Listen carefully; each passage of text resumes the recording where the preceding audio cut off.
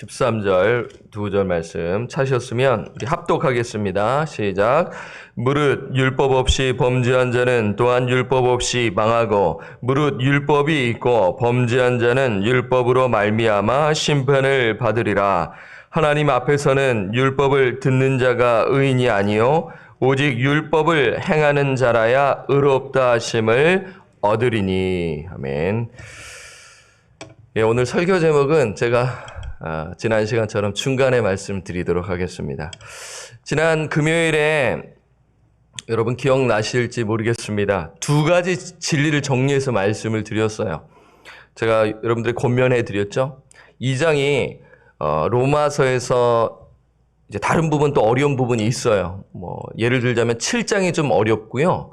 로마서 9장에서 11장이 소화하기가 좀 어려운 부분 중에 하나입니다. 그리고 2장입니다. 2장이 알 것 같은데 이걸 어떻게 설명해야 되나 이 고민이 되는 장이 2장입니다. 물론 공부하신 분들은 이미 이제 소화가 되셨을 텐데요. 어쨌든 잘 또 이해할 수 있게끔 제가 말씀을 드려야 하는 것이 저의 책임이기 때문에 최선을 다해서 말씀을 드리겠습니다. 두 가지를 정리했어요. 뭡니까? 첫째, 하나님의 심판을 피할 수 없다. 예, 하나님의 심판을 피할 수 없다. 이거 적으시면 돼요. 성경에다가.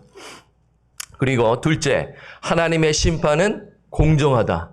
두 가지 드렸습니다. 그러면 이제 하나 더 있어요. 제가 세 가지를 드린다고 했지 않습니까? 이 세 번째는 이미 드린 것인데 정리하는 것입니다. 셋째, 하나님의 심판은 보편적이다라는 것입니다. 여러분 이 세 가지를 잘 메모하시고 2장을 읽으시잖아요. 그러면 어떤 이야기를 하는지를 알 수가 있고 모르는 사람에게 2장을 모르는 자에게 가르칠 수 있어요. 심지어 예수를 믿는 자에게 이해할 수 있게끔 가르칠 수 있다라는 것입니다. 하나님의 심판이 보편적이다라는 말씀은 모든 사람이 하나님의 심판을 받는다라는 것입니다.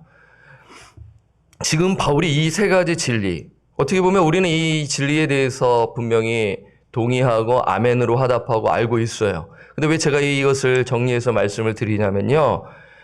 이 하나님의 심판에 대한 내용을 분명하게 이해할 필요가 있다라는 것입니다. 자, 그래서 물론 내 주변에 유대인이 있다면 유대인에게 이 말씀을 전할 수가 있지 않겠습니까? 예, 1차적으로 말입니다. 그리고 2차적으로 정말 도덕적으로 깨끗한 사람 있잖아요. 정말 흠 없이 법 없이도 사는 사람에게 이 2장을 가지고 분명히 이야기할 수가 있는 것이죠. 1장 18절에서부터 쭉 이야기할 수가 있는 것입니다. 제가 왜 방금 이 세 가지 진리를 정리해서 말씀을 드리냐면요. 그 이유는 이 진리가 이방인에게만 적용되는 것이 아니라 유대인들에게 적용되기 때문인 것입니다. 2장의 이 논증이 지금 진행되고 있는 것이에요. 하나님의 심판은 공정하기 때문에 유대인들 역시 그들의 행위대로 심판을 받게 됨을 지금 사도 바울이 이야기하고 있는 것입니다. 사도 바울은 유대인이었습니다. 정통 유대인이었어요. 그리고 출신이 바리새인입니다. 예, 정말 석학입니다. 율법에 아주 빠삭하게 알고 있었던 사람인지라 유대인들이 어떤 사람인지를 잘 알고 있었지 않았겠습니까? 그런데 유대인들이 이 바울의 말을 듣고 어떻게 반응했을까인 것입니다. 펄쩍 뛰는 거예요. 바울 선생님한테 이렇게 이야기하는 거죠. 바울 선생이요. 선생이라는 말도 안 쓰려는지도 모르겠어요. 지금 무슨 소리요? 하며 반론을 펼치는 것입니다. 유대인들이 이렇게 말하는 것입니다. 이보시오. 우리 유대인들은 하나님의 율법을 받은 자들이기에 이방인들과는 다른 위치를 부여받았다라는 것입니다. 이렇게 이야기하는 거예요. 유대인들 마음속에는 우월감이 있는 거예요. 영적 우월감이 있고요. 율법을 소유한 것으로 인하여 여러분 율법을 소유했다라는 것은 하나님으로부터 직접 율법을 계시받은 것입니다. 맞죠? 출애굽기에 나오잖아요. 율법을 직접 계시받은 것입니다. 그래서 율법을 들을 수가 있죠. 낭독하면 듣는 것입니다. 그래서 이 사실로 구원을 얻는 것으로 생각한 것이죠. 그러한 우월감이 있었어요. 지금 이러한 배경 속에 이 말씀을 보게 되면 이해가 되는 것입니다. 자부심을 갖고 있었단 말입니다. 그래서 더 넘어서 구원을 받을 수 있었다라는 것을 다르게 표현하면 하나님의 심판이 자신들에게 임하지 않을 것으로 생각한 것입니다. 우리가 딱 들었을 때는 말도 안 돼 라고 하지만 유대인들에게는 펄쩍 뛰는 거예요. 그래서 지금 이 2장의 내용이 있는 것입니다. 여러분 이해되시죠? 그러니까 이제 2장의 내용을 나는 뭐 나와 상관없다 스킵하는 것이 아니라 정말 깨끗한 사람에게도 복음이 필요하다라는 측면에서 여러분 이 내용을 이해하셔야 하는 것입니다. 이 점에 이제 반론을 펼치는 것을 바울이 예상하지 않았겠어요? 펄쩍 뛸 것을 예상하지 않았겠어요? 누가요? 바울이요. 그러니까 그것을 예상하고 지금 기록하고 있는 것입니다. 어떻게 이야기하나요? 유대인들이 율법을 가지고 있다고 해서 하나님의 심판을 면하게 하지는 못한다라는 것을 분명히 이야기하고 있는 것이죠. 그 내용이 지금 2장 1절부터 우리가 이미 살펴보았던 것입니다. 여러분, 하나님의 심판을 피할 줄로 생각하느냐라면서 2장 3절 하반절에 나와 있지 않겠습니까? 너희들 심판을 피할 줄 생각하면 안 돼. 너희들도 심판을 받을 것이야 라고 이야기하는 것이죠. 위선적 죄악을 떨쳐버려. 이방인들이 죄악을 저질렀잖아. 똑같이 너희들도 지금 죄악을 저지르고 있잖아. 왜 오리발을 내밀어? 라면서 지금 고발하고 있는 것입니다. 그리고 더 추가해서 어떤 거예요? 어떤 착각을 하고 있는 거예요? 하나님의 율법을 내가 갖고 있고 듣고 있고 나 말씀 듣잖아. 나 구원 받았잖아. 라고 이렇게 생각하고 있는 것이죠. 그러면서 나에게는 하나님의 심판이 임하지 않지. 어떻게 나에게 하나님의 심판이 임할 수가 있어. 라고 생각하고 있는 것이죠. 그러면서 그들의 착각을 깨트리면서 하나님의 심판이 너희들에게 임한다라는 것입니다. 그러면서 잘못된 생각을 깨트리기 위해 한 가지를 이야기하는 것이 13절입니다. 여러분 지금 잘 오시는가요? 예, 13절을 이해할 수 있게끔 지금 제가 앞에서 지금 좀 약간 좀 길게 여러분들에게 설명을 드린 것입니다. 아니, 지난 2편 설교를 한 거예요. 또 오늘 또한 쪼개가지고 또 이야기하고 있는 것입니다. 시간 관계상이요. 여러분도 충분히 이해하고 13절을 이해할 수 있도록 하기 위함이죠. 13절 함께 읽겠습니다. 시작. 하나님 앞에서는 율법을 듣는 자가 의인이 아니요 오직 율법을 행하는 자라야 의롭다 하심을 얻으리니. 자, 여기 보세요. 13절 말씀이 난제 중에 난제입니다. 여러분 난제라고 느껴지십니까? 안 느껴지세요? 저는 여기서 많이 막혔거든요. 이거 어떻게 설명할까? 그리고 이 부분에서 또 어느 목사님은 또 다르게 또 해석하시는 분들이 있어요. 하나님 앞에서는 율법을 듣는 자가 의인이 아니요 오직 율법을 행하는 자라야 의롭다 하심을 얻는다라는 말씀을 주고 있는 것입니다.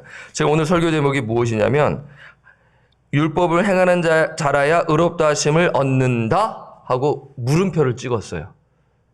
행위로 구원을 얻는다 하고 지난 시간에 제가 물음표 찍은 것과 지금 동일한 것인데요. 자, 지금 이 말씀을 좀 해석이 필요합니다. 지금 이 2장 13절은 하나님께서 유대인들에게 율법을 주신 목적은 무엇인가에 대한 답으로서 생각할 수가 있는 것이죠. 그러니까 무엇이에요? 율법을 단지 소유하고 듣고만 있는 것이 아니라 하나님께서 율법을 주신 목적은 그냥 갖고 듣고만 있는 것이 아니라 뭐 예를 들자면 설교 시간을 선포하는데 아이고 오늘 말씀 감동적이네 하고 끝나는 것이 아니라는 것이죠. 그 다음에 뭐예요? 반응해서 순종하기 위함에서 설교 시간이 있는 것 아니겠습니까? 그게 예배잖아요. 말씀을 듣고 끝나고 그게 예배입니까? 그거는 그냥 우리가 정말 하나님의 은혜에 감사해서 당연히 말씀을 듣고 그 다음에 그 말씀을 듣는 목적이 뭐예요? 순종하는 것이죠. 지금 이야기를 하고 있는 것이죠. 그러니까 하나님 앞에서 유대인들이 율법에 순종할 때 의롭다함을 얻게 되는 것을 분명히 지금 이야기하고 있어요. 이 말씀은 진리입니다. 그런데 여기서 질문이 생기는 거죠. 어떤 질문입니까? 13절 말씀을 보니까 어떤 말씀과 모순되는 것, 그러니까 상충되는 것을 지금 펼치고 있는 것이 아닌가 하는 질문이 생기는 것입니다. 성경을 정말 뚫어지게 보고 이게 뭐지 하면서 옆에 막 궁금증을 막 해놓는 사람은 알고 싶은 거예요. 그 하나님을 알면 알수록 더 하나님을 닮아가려 하는 것입니다. 예, 정상적인 것입니다. 그렇게 하셔야 돼요. 어디와 모순된다라는 것을 느껴지세요. 1장 17절만 봐도 되잖아요. 한번 1장 17절 보면 복음에는 하나님의 의가 나타나서 그 의가 어떻게 나타나서요? 믿음으로 믿음에 이르게 하나니 예, 믿는 자에게 나타난다라는 것이죠. 기록된 바 오직 의인은 믿음으로 말미암아 살리라 함과 같으니라. 하나님께서 우리에게 의롭다함을 칭하여 주시는 그 수단이 뭐예요? 믿음입니다. 근데 지금 오늘 2장 13절에서는 율법을 행하는 자라고 지금 의롭다함을 얻는다라고 이야기하고 있는 것이죠. 좀 모순되고 있어요. 3장 20절 한번 보세요. 3장 20절. 분명히 이것을 누군가 제시합니다. 그럼 대답해 주셔야 돼요. 3장 20절. 그러므로 율법의 행위로 그의 앞에 의롭다 하심을 얻을 육체가 없나니 율법으로는 죄를 깨달음이니라. 여기도 이야기하죠. 율법의 행위로 그의 앞에 의롭다 하심을 얻을 육체가 없다고 이야기했잖아요. 그렇죠? 자, 한 구절 더 봐요. 3장 28절 한번 볼까요? 3장 28절. 3장 28절을 보게 되면 그러므로 사람이 의롭다 하심을 얻는 것은 율법의 행위에 있지 않고 뭐예요? 믿음으로 되는 줄 우리가 인정하노라. 아니 이렇게 이야기해놓고 지금 2장 13절에서는 무슨 말입니까? 이렇게 딱 질문을 던지면 준비가 안 돼 있으면 말문이 막히겠죠. 이거 어떡하지? 설명해 줘야 되는 것입니다. 특히 2세들은요. 영어로 볼 때는 확실해요. 한국말이 오히려 어려운 거 아시나요? 영어가 더 확실하게 번역이 잘 돼 있어요. 그래서 영어를 볼 필요가 있는 것인데요. 어쨌든 그 부분은 오늘 나누는 것이 아니고요.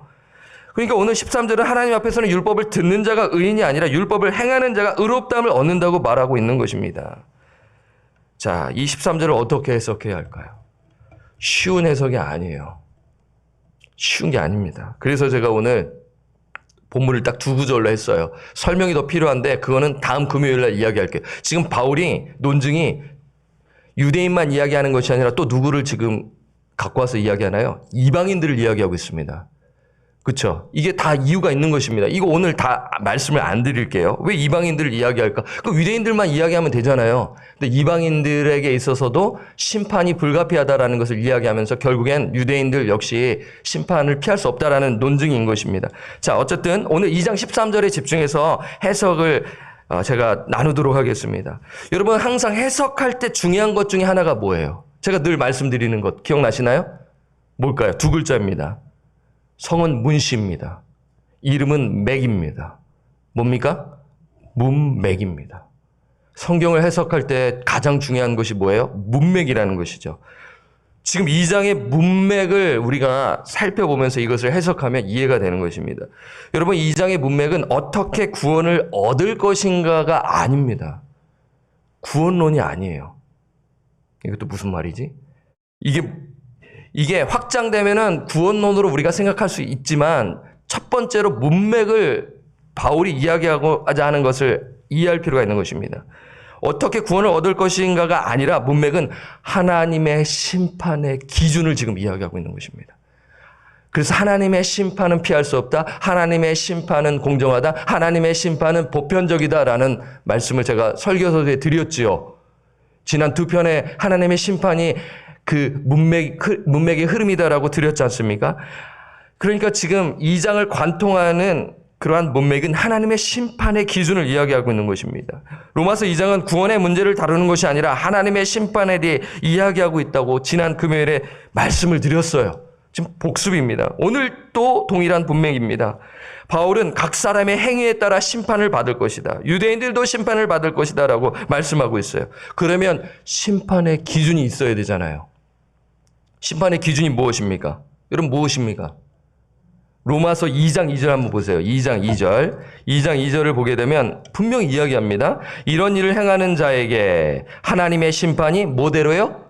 진리대로 되는 줄 우리가 아노라. 하나님의 심판의 기준 첫 번째는 하나님의 진리입니다. 오늘 본문을 보니까 하나님의 그 심판의 기준이 나와 있습니다. 뭡니까? 율법입니다. 지금 율법을 이야기하고 있어요. 여러분 17절에서 2장 17절에도 유대인과 율법에 대해서 아주 적나라하게 이야기하고 있거든요. 유대인과 율법. 이 부분은 이제 다다음 시간에 말씀을 드리는 것이죠. 그러니까 지금 설명을 잘 들으셔야 되는데요.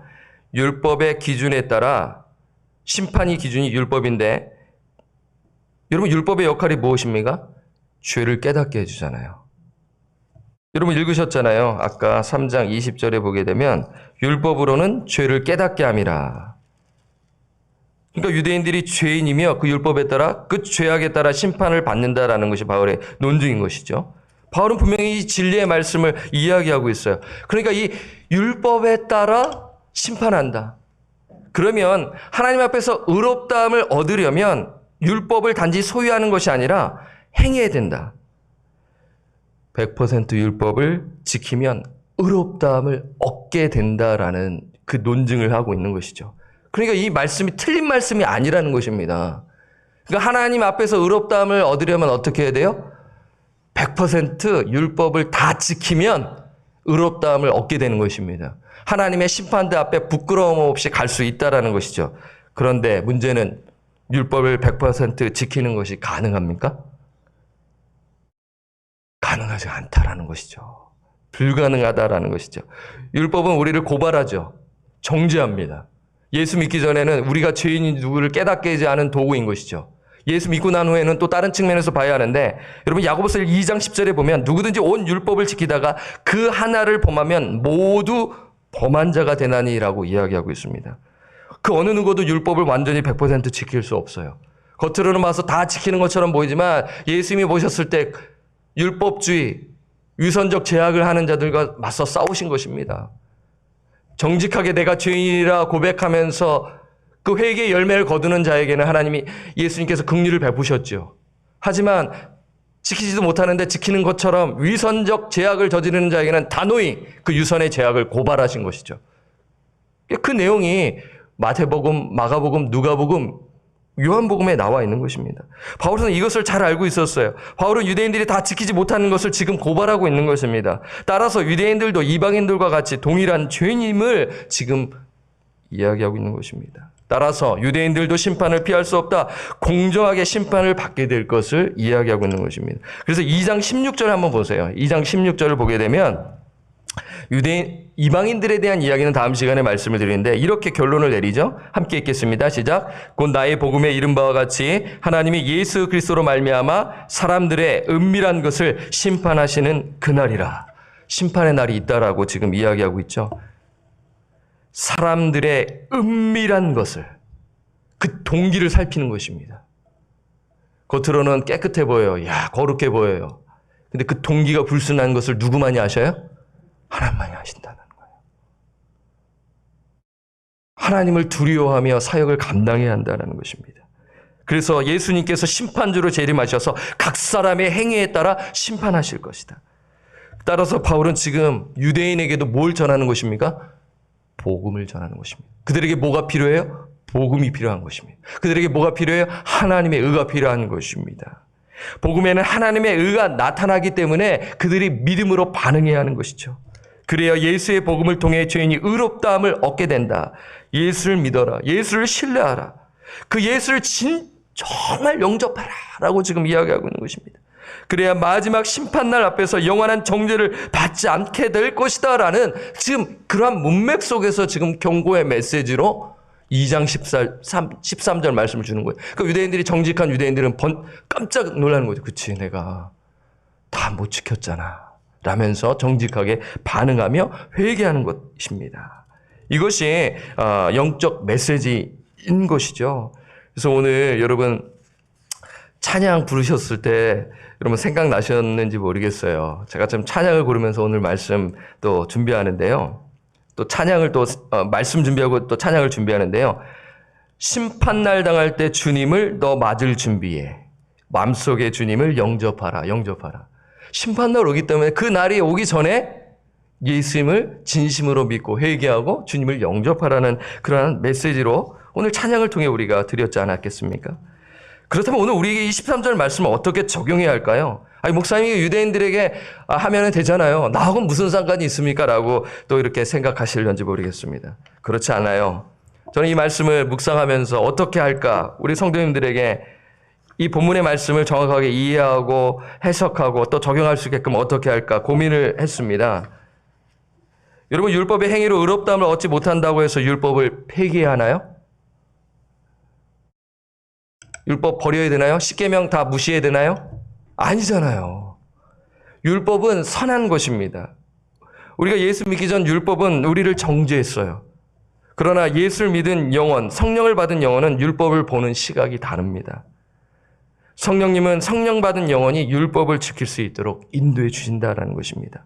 다시 말해 우리에게 성령을 부어주시고 대속의 은혜를 주시고 우리를 죄와 사망의 법에서 해방시켜 주신 그 이유가 무엇인가라는 것입니다. 그 내용이 로마서 8장 1절에서 4절의 말씀이죠. 우리 함께 보도록 하겠습니다. 8장 1절에서 4절을 한번 딱 보고요. 이 말씀을 한번 연결지어서 묵상하셨으면 좋겠어요. 로마서 8장 1절에서 4절. 그러므로 이제 그리스도 예수 안에 있는 자에게는 결코 정죄함이 없나니 이는 이 그리스도 예수 안에 있는 생명의 성령의 법이 죄와 사망의 법에서 너를 해방하였습니다. 율법이 육신으로 말미암아 연약하여 할 수 없는 그것을 하나님은 하시나니 곧 죄로 말미암아 자기 아들을 죄 있는 육신의 모양으로 보내어 육신의 죄를 정하사 그리고 우리로 하여금 성령을 부어주셨기 때문에 어떻게 하나요? 4절 말씀 함께 읽겠습니다. 시작. 육신을 따르지 않고 그 영을 따라 행하는 우리에게 율법의 요구가 이루어지게 하려 하심이니라. 아멘. 이것입니다. 성령님께서 저에게 이 말씀을 이것을 깨닫도록 인도해 주신 것이죠. 연결지어서요. 여러분 이것이에요. 우리를 해방시켜 주신 이유는 육신을 따르지 않기 위해서인 것입니다. 그리고 그 영을 따라 행하는 성령을 따라 행하도록 그래서 그 우리에게 율법의 요구가 이루어지게 하기 위해서 우리를 구원해 주시고 죄와 사망의 법에서 우리를 해방시켜 주셨다라는 것입니다. 그래서 율법을 지키는 거예요. 율법주의 아닙니다. 지금 율법주의와 율법을 헷갈리시면 안 되는 것입니다. 율법주의는 뭐고 율법은 뭔가 또 헷갈리시는 분들은 저에게 이메일을 주시거나 전화를 주시기를 바랍니다. 이것입니다. 그래서 여러분 우리가 율법을 순종할 수 있다는 것은 구원을 얻기 위해서가 아니라 구원을 받았기 때문인 것이죠. 그래서 우리가 이 은혜에 감사하여 이 한 구절 한 구절 말씀을 순종하는 것입니다. 그래서 죄의 지배 아래 살지 아니하고 죄의 권세 아래 살지 아니하는 것 그것이 로마서 7장에 내온 것이죠. 6, 7장에 내온 것입니다. 그래서 이 말씀을 오늘 꼭 기억하셔서 육신을 따르지 않고 성령을 따라 살아가시기를 바랍니다. 이것이 복음입니다. 성령을 따라 사는 삶, 복음에 합당한 삶 사시기를 주님의 이름으로 부탁드리고 축원합니다. 아멘.